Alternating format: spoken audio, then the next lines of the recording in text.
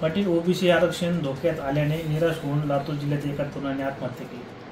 नाही, आता ते काय झालं मला पक्क नाही माहिती कशाच्या संदर्भात हे काय, परंतु मात्र एक सांगेन मी गोरगरिबाच्या लेकराला, मग तो मराठ्याचा असो किंवा ओबीसीचा असो, आपण आत्महत्या करू नका. पण काय असतं, एकदा आपलं क्षेत्र गेलं ना तर आपल्या लेकराबाळांना मागं कोणी बघत नाही. ते आम्ही बघून येत, आम्ही ते भोगतो. हे नेत्यांचं काय असतं, हे कसं पण भडकी देत आणि काही घडून आणतात आणि त्याच्यावर राजकारण करते.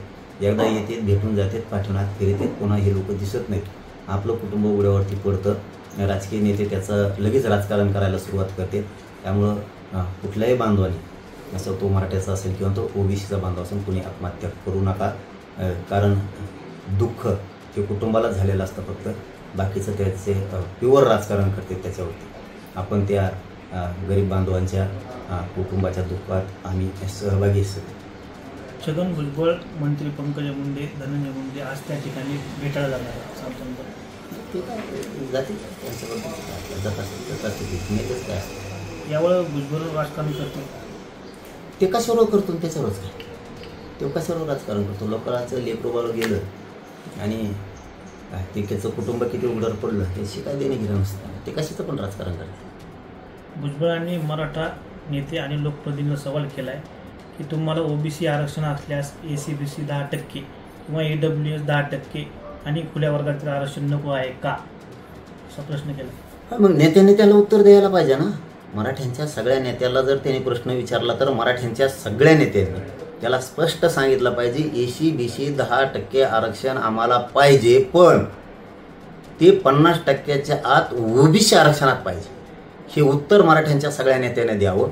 कारण जी मागास सिद्ध जात झाली, जिला आयोगानं मागास सिद्ध केलंय, ती 10% मराठा समाजाची जात ही 50%च्या आत घ्यावं लागते. असा कायदा मागासवर्ग आयोग, केंद्रीय मागासवर्ग आयोग असं निकष त्याचे आहेत की ती जात मागासिद्ध असायला लागते. तर मराठा हा 10% मागासिद्ध आहे. पण जी जात मागासिद्ध झाली तिला 50%च्या आत ओबीसी आरक्षणात घ्यावं लागतं.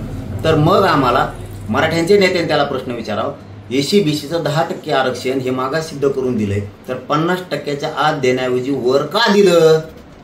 50%चं वरचं 10% आरक्षण आम्हाला नको आहे हे स्पष्ट मराठीच्या नेत्याने सांगावं.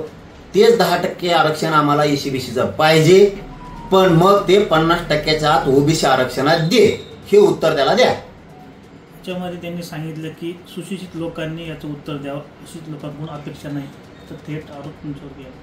मी अशिक्षित आहे काय आहे, तू तर रडकुंडीला आला ना. तू तर मेटा कुठेला आलाय पा. मी अशिक्षित असून तुला एवढा खोटा ठोकलाय, तर आमचे सुशिक्षित बोलायला लागले तू काय होईल याचा विचार कर मग. आणि त्याला चांगला माहिती मी सुशिक्षित हे अशिक्षित आहे, त्याला चांगला माहिती. चांगलं म्हणजे तेव्हा पण हुशार आहे, त्याला चांगला माहिती. पोरग हाय पण किती डोकेबाज आहे हे त्यालाही चांगला माहिती.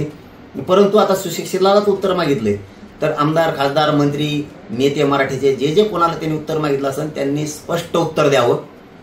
10% एसीबीसी आरक्षण आम्हाला पाहिजे, पण 50%च्या आत ओबीसी आरक्षणात पाहिजे, हे उत्तर त्याला सगळ्यांनी द्यावं. कारण आपण 10% मागास सिद्ध झालेले, मागास सिद्ध झालेली जात म्हणजे एसीबीसी आरक्षण हे 50%च्या आत घ्यावं लागतं. पण त्यांनी मराठ्याला धोका दिला आणि ते 50%च्या वर घेतलं. 50%च्या वर दिलेलं एसीबीसीचं 10% आरक्षण टिकणार नाहीये आणि ते गेलं की पोरांना पुन्हा त्यांचे इतके हाल होणार आहेत की ते नोकऱ्यातून बाहेर पडणार, शिक्षणातून बाहेर पडणार आहेत.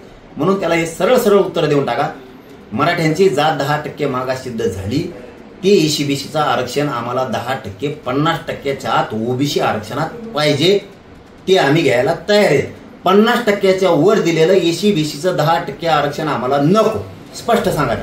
प्रकाश आंबेडकर म्हणतात की तुमच्याकडे अजेंडा नाहीये, तुम्ही प्रस्थापित मराठ्यासाठी काम करीत आहात, गरीब मराठ्यासाठी नाही.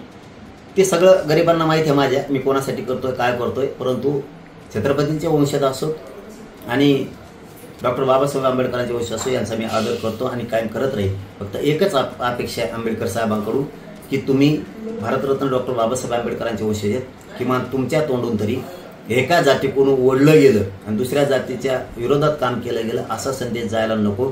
तुम्ही सगळ्या जातींना सारखं धरलं पाहिजे, कारण तुम्ही भारतरत्न डॉक्टर बाबासाहेब आंबेडकरांचे वंशज आहेत, एवढीच आमच्याकडून अपेक्षा आहे. बाकी मी काय बोलत नाही. सर